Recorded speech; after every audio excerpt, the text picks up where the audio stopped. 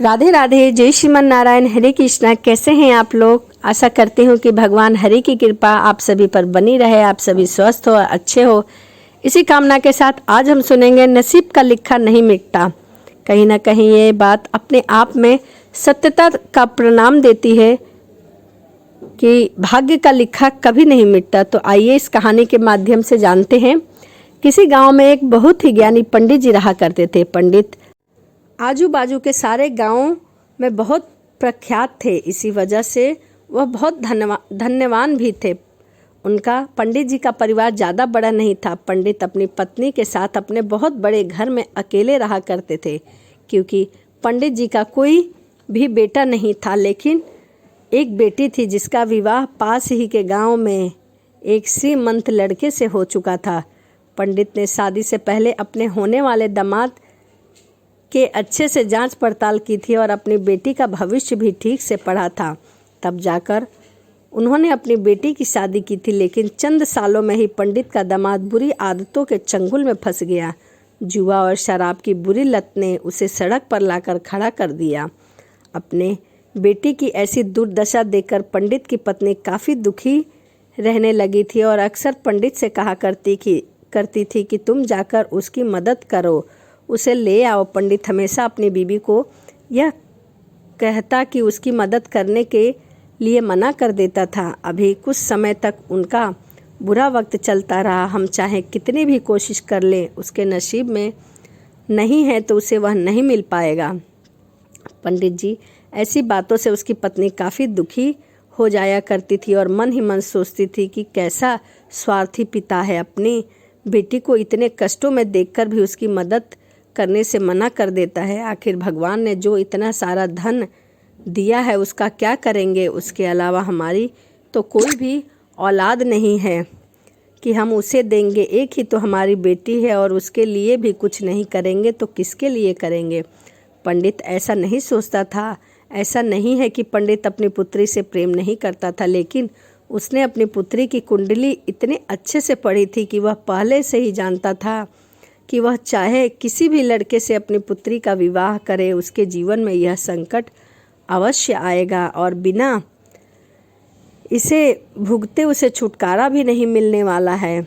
एक दिन खाने पीने के लिए कुछ भी मोहताज हो चुके पंडित की बेटी और दामाद उसके घर पर आए। पंडित ने और उसकी बीवी ने दोनों का खूब आदर सत्कार किया और खूब अच्छे खाना खिलाएं। बेटी और दामाद की पंडित जी ने सहायता मांगने की हिम्मत ना हुई, इसीलिए वह बिना कुछ बोले ही वापस अपने घर को लौटने लगे। लेकिन माँ तो माँ होती है। पंडितानी से रहा ना गया। अब वह बिना पंडित जी के इजाज़त के ही चोरी छुपे कुछ बूंदी के लड्डू बनाकर उसने सोने के सिक्के रख दिए और बेटी और दामाद को दे दिया, ताकि बेटी और दामाद भी कुछ आर्थिक सहायता मिल सके। परंतु पंडितानी यह भी जान गई थी कि बेटी और दामाद शर्म के मारे उससे मदद नहीं मांग रहे हैं, इसीलिए उसने बेटी और दामाद को लड्डुओं में सोने के सिक्के छुपा कर दे दिए और इसके बारे में कुछ भी नहीं बताया। जाहिर सी बात है कि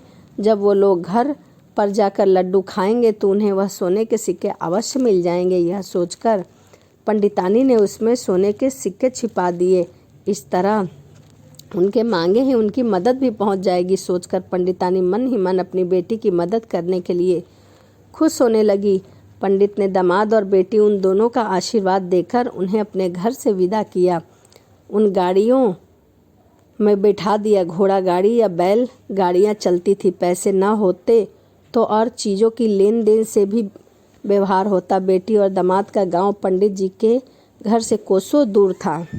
फिर भी दोनों पैसे की कमी से चलते चलते वह चलकर अपने गांव की तरफ निकल पड़े। थोड़े दूर ही चलते रहे कि पंडित जी की बेटी के पैर में मोच आ गई और वह अब नहीं चल सकी। उसका चलना मुश्किल हो गया। पंडित के दामाद ने जब देखा कि उसकी बीवी अब बिल्कुल चलने में सक्षम नहीं है तो उसने एक टांगा अपने घर तक किराए पर ले लिया और दोनों पति पत्नी टांगे में बैठकर घर तक पहुंच गए। लेकिन टांगे वाले को देने के लिए उनके पास पैसे नहीं थे, इसीलिए पंडितानी ने जो बूंदी के लड्डू दिए थे वही किराया के तौर पर उस टांगे वाले को दे दिया। टांगे वाला बूंदी के लड्डू को लेकर वहाँ से चला गया। टांगे वाला अपने घर की तरफ जा रहा था, तब उसे हलवाई की दुकान दिखी।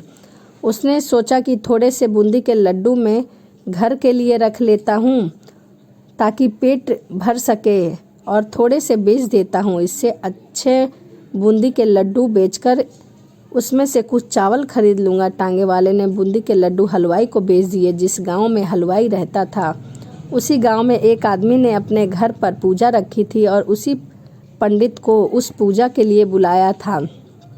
पूजा में लगने वाले प्रसाद के लिए उस आदमी ने उसी हलवाई के बूंदी के लड्डू लिए जहाँ पर उस टांगे वाले ने बेचा था। हलवाई ने फिर उस आदमी को टांगे वाले से खरीदते हुए लड्डू पहले दिए ताकि वह खराब ना हो जाए, ताकि वह नहीं जानता था कि वह लड्डू कब के बने हैं। पूजा खत्म होने पर दक्षिणा और बूंदी के लड्डू लेकर जब पंडित अपने घर आया और खाना खाने बैठा तो प्रसाद में लाए बूंदी के लड्डू खाते वक्त लड्डू से सोने का सिक्का निकला। इस घटना को देखकर पंडितानी की आंखों से आंसू बहने लगे। पंडित जी ने जब पंडितानी से उनके रोने का कारण पूछा तो पंडितानी ने पंडित को सब कुछ बता दिया और पंडित जी ने उनकी बातों पर भरोसा न करने के लिए माफ़ी मांगी।